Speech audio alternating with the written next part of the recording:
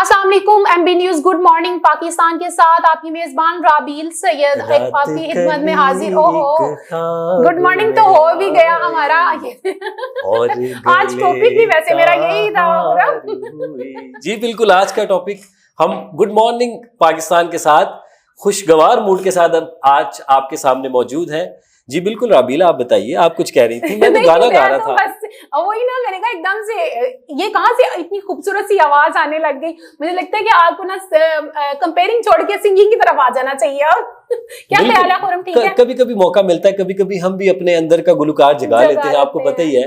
Bathroom singer तो नहीं आप कह सकते हैं बाथरूम सिंगर है। वैसे आपको पता ही है, हर इंसान के अंदर एक बाथरूम सिंगर तो लाजमी होता है। बिल्कुल ऐसे ही है। और इसके साथ साथ एक छोटा सा एक्टर भी होता है। क्या कहती हैं आप? ऐसे हर बंदे के अंदर होता है, तो बच्चों के अंदर भी होता है। हाँ, जो बचपन से करते आ रहे हैं। नाजरीन, आज हमारा टॉपिक भी यही है, सिंगिंग के बारे में आज हम बात करेंगे। आज हम बात करेंगे उभरते हुए सिंगर और एक्टर्स के बारे में, जिनको स्ट्रगल करनी पड़ती है बहुत ज्यादा, और जिनको यहाँ पर वो एक सोर्सेज के जरिए एक जगह उनको मिल जाती है, एक प्लेटफॉर्म मिलता है। अब इस सिलसिले में हम बात करेंगे। जी, क्या ख्याल आपका कि क्या जो एक्टर्स के बच्चे होते हैं या लेजेंड हमारे हैं, जो उनकी जो ऑलरेडी उनके जो सोर्सेज होते हैं उस वजह से उनको एक जगह मिल जाती है, या उनको भी उतनी स्ट्रगल करनी पड़ती है जितनी उनके सीनियर्स नए आने वालों को स्ट्रगल करनी पड़ती है? क्या ख्याल है? मुझे लगता है कि उनको ज्यादा स्ट्रगल करनी पड़ती है। जो हमारे जूनियर्स नए आते हैं, जो नए ज्वाइन करना चाह रहे होते हैं, वो इस लाइन पे आते हैं, उनको इतना नहीं होता, लेकिन उनको बहुत ज्यादा स्ट्रगल करनी पड़ती है। उनको सपोर्ट नहीं किया जाता या सपोर्ट किया जा रहा है। इसमें दो पहलू हैं। एक पहलू तो रबील ये है कि नॉर्मली ये समझा जाता है कोई डॉक्टर है तो उसका आगे जो भी बच्चा है या बच्ची है वो डॉक्टर्स बनते हैं, उसकी जो भी औलाद है तो उस समझा जाता है कि वो ज्यादा इजी है। इसी तरीके से कोई एक्टर है या कोई सिंगर है, अगर उनसे पूछा जाए तो अगर हम सोचते हैं वो तो ये सोचते हैं कि उनके पेरेंट्स जो हैं वो इस फील्ड में हैं तो उनके लिए आसानी होगी। लेकिन दूसरी साइड पे अगर उनका पॉइंट ऑफ व्यू लें तो कोई भी एक्टर है या सिंगर है, उनसे पूछे तो उनके जो बच्चे हैं उनसे अगर व्यूज लें तो वो कहते हैं जी हमें ज्यादा स्ट्रगल करनी पड़ती है। अब आई डोंट नो सच्चाई क्या है, बट ये है कि ये ऐसी बातें सुनने को मिलती हैं।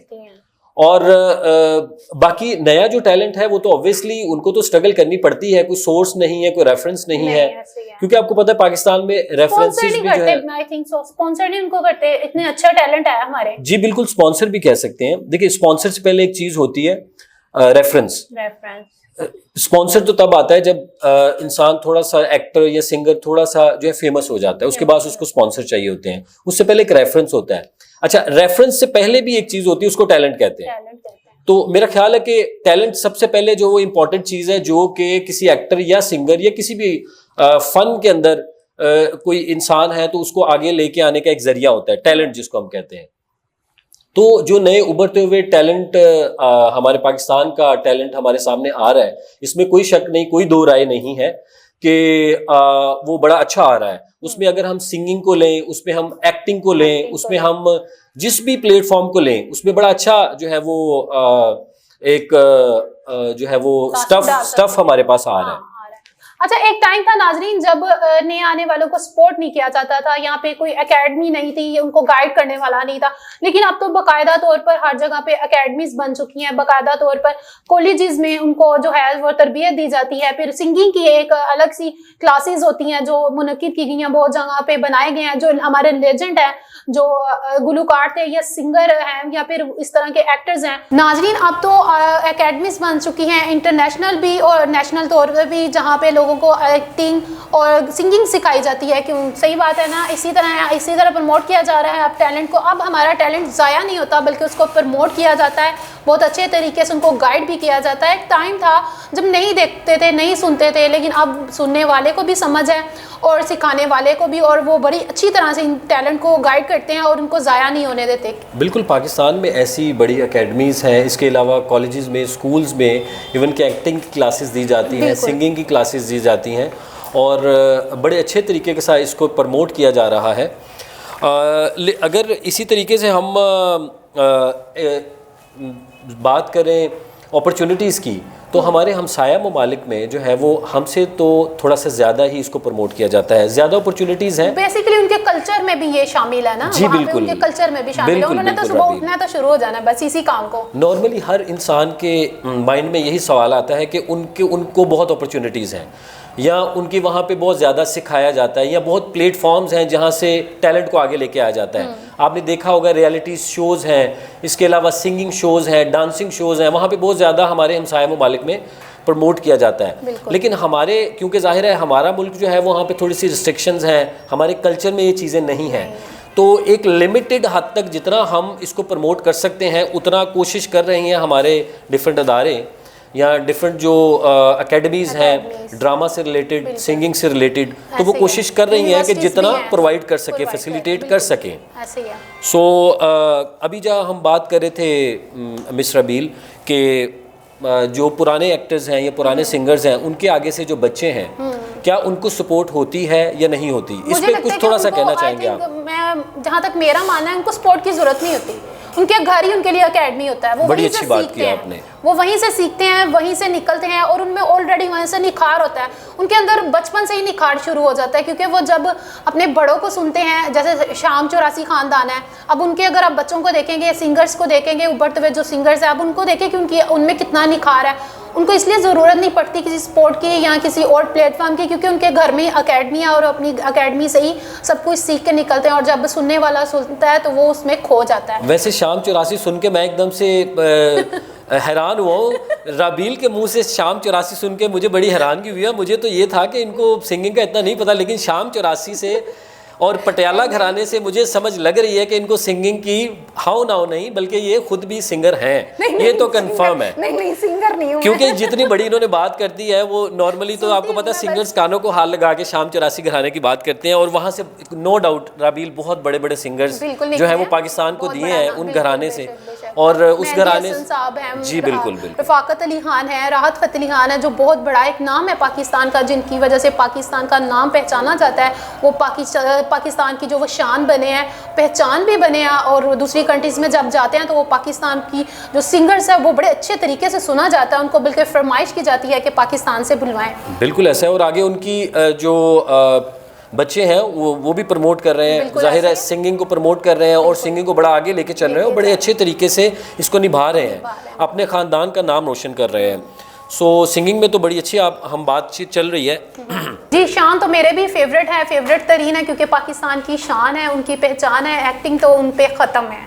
जी बिल्कुल, उनकी बेटी ने भी डेब्यू किया है। इसके अलावा बाबर अली साहब हमारा बहुत बड़ा सरमाया है नाम, उन्होंने बड़ी अच्छी फिल्मों में एक्टिंग की है। इसके अलावा बाबर अली है, मोमर आना, जी मोमर आना है, अब उनकी बेटी भी आई है फिर उसके बाद। बिल्कुल, जितने भी हमारे लेजेंडरी एक्टर्स हैं उनके आगे से बच्चे जो हैं वो इंडस्ट्री में आ रहे हैं। इसी तरीके से अगर हम आपको क्या लगता है कि वो शान की जो बेटी ने डेब्यू दिया है, क्या वो अपने बाप की तरह कामयाब हो सकेंगी? ये बड़ा अच्छा सवाल वैसे आपने किया, बड़ी देर से मेरे ज़हन में चल रहा था कि इसकी तरफ हम कब आएंगे। आप बिल्कुल सही कह रही हैं रबील, बड़ा अच्छा सवाल है। देखिए, ज़रूरी नहीं कि अगर उनके जो फादर हैं वो कामयाब हैं, बड़ी अच्छी एक्टिंग कर रहे हैं, या बड़ा अच्छा उनका की परफॉर्मेंस रही है, तो बेटा या बेटी भी उस तरीके से परफॉर्मेंस दे। लेकिन कई दफ़ा ऐसा होता है कि वो अपने पेरेंट्स को भी काट जाते हैं, यानी पेरेंट्स को भी पीछे छोड़ जाते हैं एक्टिंग में। This is called actually talent.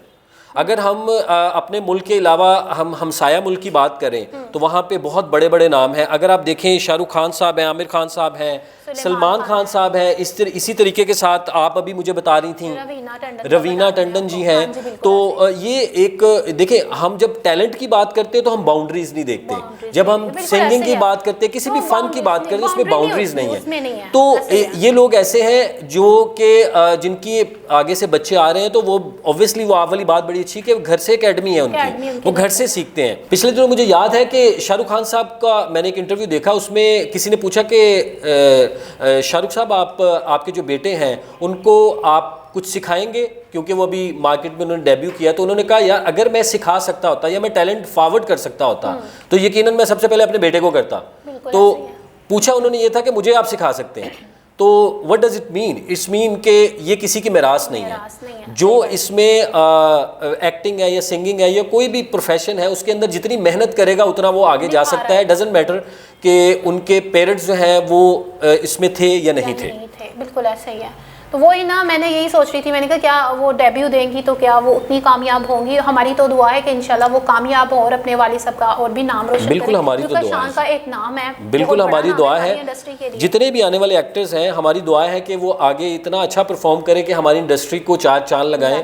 बल्कि हमारी जो फिल्म इंडस्ट्री है, ड्रामा इंडस्ट्री तो बहुत अच्छी चल रही है। आपने देखा होगा आजकल बड़े अच्छे अच्छे ड्रामे, इवन आउट ऑफ कंट्री भी हमारे ड्रामा जो ओवरसीज है, उसको खासकर हमारे जो ड्रामेज हैं उनको अकेडमी के तौर पे भी देखते हैं, सीखते हैं हमारे एक्टर्स से। वो बिल्कुल वो कहते हैं कि आप अगर साथ वाली कंट्री हम सारे मुल्क में जाएं तो वो कहते हैं कि हाँ पाकिस्तानी ड्रामों से बहुत कुछ सीखते हैं, वाकई एक्टर्स से सीखते हैं। उनकी जब वो एक्टिंग कर रहे होते हैं तो हम वो देख रहे होते हैं वो कैसे बोलते हैं, खाते हैं, पीते हैं, उठते हैं, बैठते हैं, इस तरह की चीज़ों को बहुत नोटिस करते हैं। वो कहते हैं कि हमारी जो अकेडमी है वो हम यहाँ से नहीं सीखते बल्कि अपने पाकिस्तान जो हमसाया मुल्क पाकिस्तान है वहाँ से सीखते हैं, क्योंकि वहाँ के ड्रामाज और वहाँ के एक्टर्स जो हैं वो हमारे लिए, जो हमारी अकेडमी है हमारे लिए तो यही बहुत बड़ी बात है कि वो हमें अपनी अकेडमी मानते हैं, जो खुद एक इंडस्ट्री का नाम है। लेकिन वो कहते हैं कि पाकिस्तानी ड्रामास जो हैं, फिल्म इंडस्ट्री के एक्टर्स जो हैं, जो हमारे लेजेंड्स हैं, वो उनके लिए एक जो है वो एक अकेडमी है। तो हमारे लिए तो यही बहुत बड़ी अपॉर्चुनिटी है कि वो अपने हम लोगों को मानते हैं और हम इस चीज़ में अपने आप को मनवा चुके हैं। ये बड़ी प्राउड की बात है कि वो लोग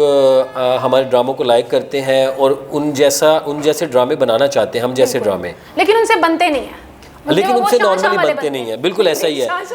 बट जिस तरह हमारे ड्रामा इंडस्ट्री जो है वो बहुत अच्छी है, इस तरीके से दुआ है हमारी फिल्म इंडस्ट्री भी तरक्की करे, दोबारा से बड़ी अच्छी अच्छी मूवीज बन रही हैं, भी तरक्की की जरूरत है। जी बिल्कुल ऐसे ही है। बट ये है आने वाले एक्टर्स हमें चाहिए बहुत अच्छे, जैसे मोहम्मद राना शान हो गए, बाबर अली जिस तरह जा चुके हैं, सऊद हो गए, लेकिन इस तरह के एक्टर्स की हमें अभी ज़रूरत है और हम चाहते हैं कि वो आगे आएँ और प्रमोट हों और इंशाल्लाह लोग उनको प्रमोट भी करते हैं और देखते भी हैं।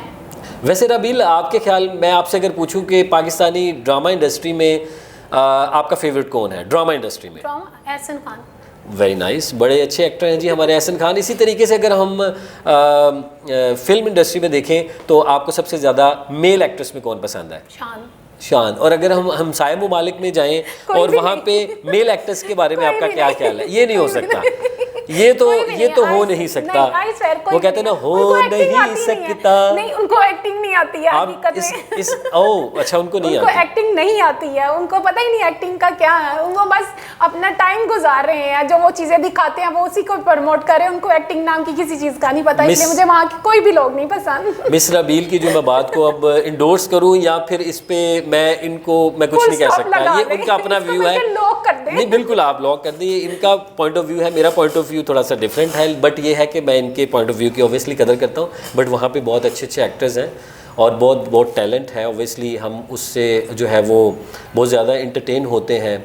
अगर हम सिंगिंग की बात करें, वहाँ पे भी बहुत बड़े बड़े नाम हैं हमसाये मुल्क में अगर हम देखें। लेकिन तो ये देखें कि उनका सिंगर आज तक हमारे सिंगर के बगैर नहीं चला, ये भी तो देखें। जी बिल्कुल। अगर लता मंगेशकर की बात की जाए सिंगिंग में, तो जब तक गाती रही हैं तो उनका नाम नहीं था। जब उनके साथ रफ़ी का नाम जुड़ा तो उनका नाम बना और उनका मुकाम बना और उनको एक जगह मिली, ये भी आप माने हैं? बिल्कुल, मोहम्मद रफ़ी साहब बहुत बड़ा नाम है, लता जी बहुत बड़ा नाम है। इसी तरीके के साथ पुराने सिंगर्स में हम देखें, मुकेश साहब, किशोर साहब बहुत बड़ा नाम हुए हैं सिंगिंग में।